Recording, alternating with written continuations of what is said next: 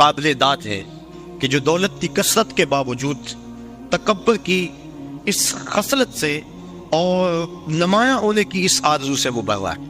ایسے لوگوں کی کمی بھی معاشرے کے اندر نہیں ہے. جگہ جگہ ہمارا بھی جانا ہوتا ہے. کچھ لوگ ایسے ہوتے ہیں کہ دولت کی کثرت کے باوجود ان کے اندر عجز، خاکساری اور انسانی ہمدردی کے جو جذبے ہیں وہ قابل داد ہیں، اور میں ان پہ جتنی بھی داد ان کو دوں کم ہے. اللہ تعالیٰ ان کی عزتوں میں مزید فراوانی عطا فرمائے.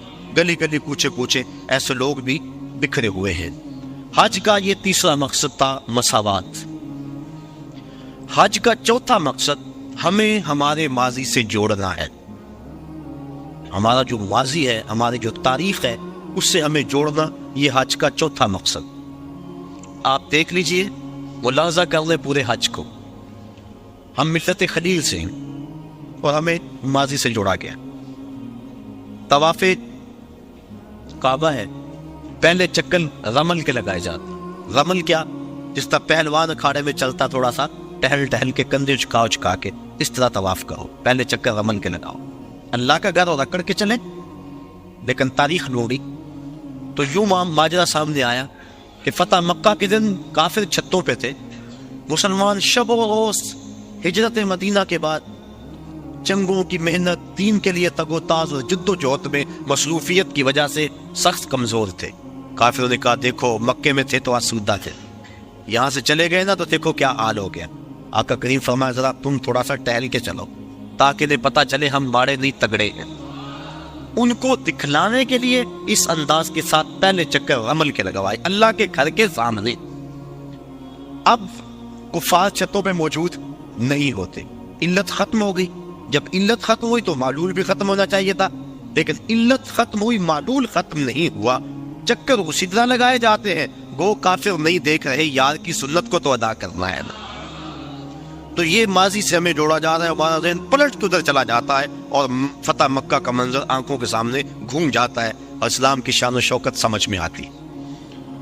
اب طواف کر لیں تو حجر اسود کو چومنا ہے.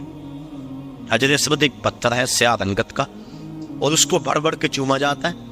انسان اپنی اکلوتی اولاد کے لیے اتنی کشش نہیں پاتا اپنے دل میں جتنی اس پتھر کے لیے پاتا ہے.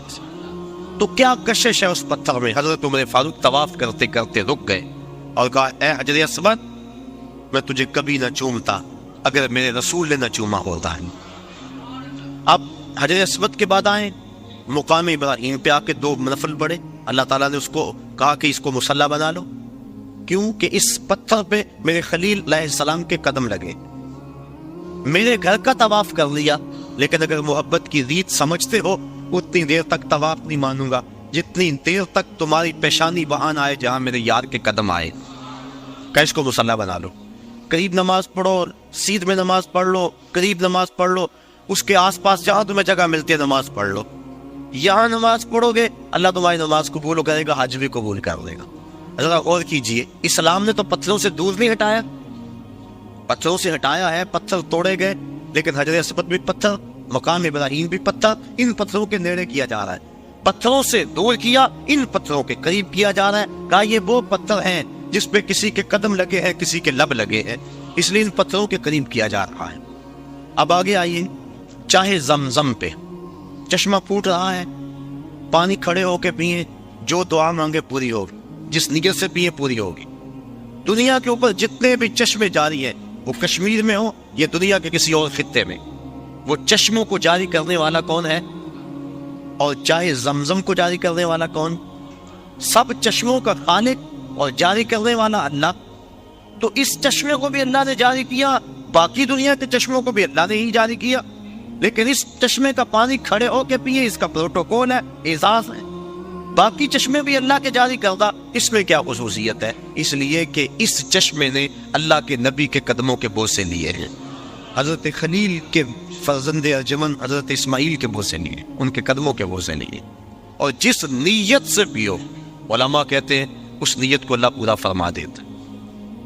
سین حرم میں بڑا ہجوم تھا، ایک بہت بڑے محدث آئے ہوئے تھے، لوگ ان کی زیارت میں بڑھتے تھے، رش بڑا تھا، جو مسافہ کرتا دھکا لگتا آگے چلا جاتا. پھر دوسرا آدمی آ جاتا. ایک آدمی نے دیکھا، اس کا چاہا کہ میں ان بزرگوں کے پاس چند لمحوں کے لیے بیٹھوں. چونکہ اللہ والوں کی صحبت بہت بڑی دولت ہے، اگر مل جائے تو غنیمت سمجھنا چاہیے۔ تو وہ چاہے زمزم پہ آئے، آب زمزم پیا، اور پھر بزرگوں کے پاس جا کے کہنے لگے، ایک مسئلہ پوچھنے آیا ہوں۔ انہوں نے کہا پوچھو۔ کہا سنا ہے آب زمزم جس نیت سے پیو وہ نیت پوری ہو جاتی ہے، تو کیا یہ ٹھیک ہے؟ تو وہ محدث جن کے پاس ایک لمحہ بھی نہیں تھا، لوگ لائن میں آتے اور آگے جاتے، کہتے ہاں بالکل ٹھیک ہے۔ کہا پھر میں ابھی آب زمزم پی کے آیا ہوں، اور اس نیت سے پی کر آیا ہوں کہ آپ سے اللہ کے رسول کی 100 حدیثیں سنوں گا، یہ ہے میری نیت، اور ابھی میں پی کے آیا۔ تو وہ فرمانے لگے بیٹھ جا، پھر باقی کام بعد میں ہوں گے، پہلے 100 حدیثیں سن لیں۔ تو آب زمزم جس نیت سے پیا جائے وہ نیت پوری ہوتی ہے۔ کیا اعزاز ہے اس میں کہ اس نے اللہ کے نبی حضرت اسماعیل علیہ السلام کے قدم چومے۔ آگے آج صفا مروہ پہ میں یہ عرض کرنا چاہ رہا ہوں، آج کا مقصد ہے ہمیں ماضی سے جوڑا جا رہا۔ صفا مروہ نصف میل کی دوڑ ہے، اور 7 چکر میں 3.5 میل بن جاتے۔ آج تھکا ہوا ہوتا ہے، لیکن اس کو یہاں حکم ہے دوڑ نہیں، اور وہاں عجیب مستی میں لوگ دوڑ رہے ہیں، بچے بھی، بوڑھے بھی، جوان بھی، مرد و زن، جن سے دوڑا نہیں جاتا، وہ ریڑیوں کے اندر کو ڈالا ہوا ہے، ان کو کھینچا جا رہا، وہ بھی دوڑ رہے ہیں۔ میلین اقدرین کے اندر تو جو ہے وہ عجیب سما ہوتا ہے، سروں کا سمندر نظر آتا ہے، تو انہیں بھی کوئی عبادت ہے، دوڑے جا رہے ہیں۔ مقصد کیا؟ حضرت حاجرہ تو اس لیے دوڑی تھی کہ ان کو بیٹے کے لیے پانی چاہیے تھا، حاجی کی بغل میں پانی کی بوتل ہوتی ہے، اور وہ تو اس لیے دوڑی تھی کہ بیٹے کے لیے پانی کی تلاش تھی، اور یہاں حاجی کے ساتھ بیٹا بھی دوڑ رہا ہوتا ہے، ماں بیٹا باپ بیٹا کٹھے دوڑ رہے، پانی کی بوتل بغل میں ہے لیکن دوڑ رہے ہیں۔ تو کیا یہ پانی کے لیے دوڑ رہے ہیں؟ نہیں۔ بیٹے کے لیے دوڑ رہے ہیں؟ نہیں، یہ تو محبوب کی ادا کو ادا کر رہے ہیں۔ اور حضرت حاجرہ نے اس وادی غیر ذی زرع کے اندر جس طرح جرأت و استقامت کا ثبوت فراہم کیا، آپ نے علماء سے سنا، تفصیل کا وقت نہیں، کہ جب جناب خلیل علیہ السلام سیدہ حاجرہ کو چھوڑ کے واپس پلٹنے لگے تو یہ سحر کا وقت تھا، تو حضرت حاجرہ بھر کے ان کا دامن تھام لیا، تمسکت بے ازیالہی، دامن تھام کے پوچھنے لگی، اس تنہائی اور غربت میں چھوڑ کے کہاں جا رہے ہیں؟ وہاں انسانی وجود کیا، حیوانی وجود بھی نہیں تھا۔ مورخ اسلام فی جلندری اس جگہ کا نقشہ کھینچتے ہوئے لکھتا ہے، وہ وادی جس میں وحشت بھی قدم رکھتی تھی ڈر ڈر کے، جہاں پھرتے تھے آوارہ تھپیڑے باد سر سر کے، جہاں پر گھاس اگتی ہے، جہاں نہ پھول کھلتے ہیں، مگر وہ سرزمین ہے آسماں بھی جھک کے ملتے ہیں۔ وہ پہاڑوں میں دل کو ڈر لگے، عورت ذات اور معصوم بچہ گود میں، نہ پینے کے لیے کچھ ہے، نہ کھانے کے لیے کچھ، نہ کوئی ہمسائیگی، عورت کا وجود۔ حضرت حاجرہ کو حضرت ابراہیم علیہ السلام جب چھوڑ کے جانے لگے، دامن تھام لیا، کہا اس تنہائی اور غربت میں چھوڑ کے کہاں جا رہے؟ کوئی جواب نہ دیا۔ پھر قدم اٹھایا تو آگے بڑھی پاک تینت خاتون نے، پھر دامن پکڑا، کہا اس تنہائی میں چھوڑ کے ہمیں کہاں جا رہے ہو؟ لیکن جناب ابراہیم علیہ السلام کی آنکھوں میں آنسو تو ہیں، لیکن جواب کوئی نہیں دیا۔ پھر قدم اٹھایا اور پھر دامن کو پکڑ کے کہا، اس غربت اور تنہائی میں چھوڑ کے ہمیں کہاں جا رہے ہو؟ میرا نونہال جو میری امیدوں کا چراغ ہے یہ ضائع نہ ہو جائے کہیں، اور یہاں پانی بھی نہیں ہے، اور میں عورت کہاں چھوڑ کے ہمیں جا رہے ہیں؟ حضرت خلیل علیہ السلام نے پھر جواب نہ دیا، تو حضرت حاجرہ نے بات کو پھانپ لیا اور کہا، کیا اللہ کا یہ حکم ہے؟ قال نعم، کہا ہاں، کہا پھر آپ جائیے، آپ خیر سے جائیے، اگر اس کا یہ حکم ہے تو وہ ہمیں ضائع نہیں ہونے دے گا۔ پھر ان پتھروں میں اللہ کی بندی حضرت حاجرہ رکی، جہاں دن کو ڈر لگتا ہے، جہاں مردوں کے کلیچے اور پتے پانی پانی ہو جائیں، وہاں وہ خاتون رکی، عورت کا وجود، معصوم بچہ گود میں، تنہائی، غربت، کھانے کے لیے کچھ نہیں، پینے کے لیے کچھ نہیں، انسانی وجود کوئی نہیں، ہمسائیگی کوئی نہیں، حشرات الارض بھی نہیں پائے جاتے، زمین پہ گھاس بھی نہیں کی ہوئی، اور رات کا لمحہ حضرت خلیل چھوڑ کے جا رہے، کہا چاہیے آپ خیر سے جائیے، اگر اس کے حکم پہ چھوڑ کے جا رہے ہیں تو وہ ہمیں ضائع نہیں ہونے دے گا۔ اللہ اکبر، اللہ کی بندی حضرت حاجرہ سلام اللہ علیہا نے جرأت اور عظیمت کی جو داستان رقم کی، اور پھر بیٹے کے لیے بےتابانہ دوڑ رہی ہیں، کبھی صفا پہ کبھی مروہ پہ، اللہ کے حکم کے لیے یہاں رکی، کہا میری بندی میرے حکم کے لیے تو نے عد کر دی۔ ایک عورت سے یہ تصور کہ وہ اس طرح غربت میں رہے، اور پھر اس اعتماد اور یقین سے عورت کو رخصت کرے کہ آگ کے گوشے کو بھیگنے بھی نہ دے، کہ یہ اللہ کا حکم ہے، تو اگر آگ کا گوشہ پی گیا تو کہیں یہ نافرمانی نہ ہو جائے، یہ تیری استقامت، یہ تیری جرأت۔ تو پھر دیکھ، اگر تو نے یہ 7 چکر لگائے تھے، تیری راہوں پہ نبیوں کو بھی دوڑاؤں گا، تیری راہوں پہ ولیوں کو بھی دوڑاؤں گا، قیامت تک لوگ دوڑتے رہیں گے۔ وہ اعزاز اور وہ پروٹوکول دیا، نبی بھی دوڑ رہے ہیں، ولی بھی دوڑ رہے ہیں، غوث کتب ابدال بھی دوڑ رہے ہیں، ان راہوں پہ کیا کون کون نہیں دوڑا، خود امام الانبیاء ان راہوں پہ دوڑے ہیں۔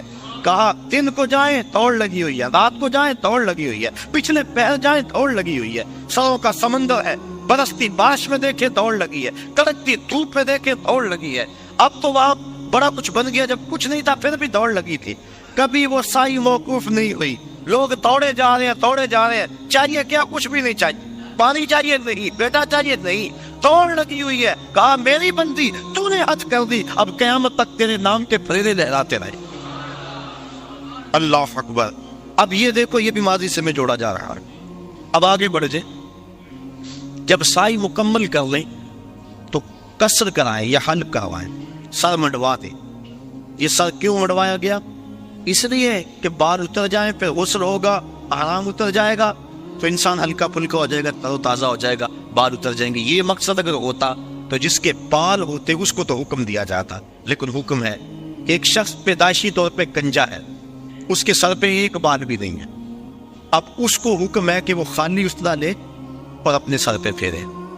امراء الموسیٰ للموسیٰ فی الحج، وہ لے اسطرح اور اپنے سر کے اوپر، جلد کے اوپر خالی پھیرے۔ کوئی اسے دیکھے یوں کرتا ہوا تو کہے گا کہ یہ اس کی عقل ٹھیک ہے، سر پہ تو بال بھی نہیں، اسطرح پھیر رہا ہے، بال ہو تو اسطرح پھیرے۔ تو وہ اسے کہے گا میاں بالوں کو اتارنے کے لیے اسطرح کوئی نہیں پھیرتا، یہ تو محبوب کی ادا کو ادا کیا جا رہا ہے۔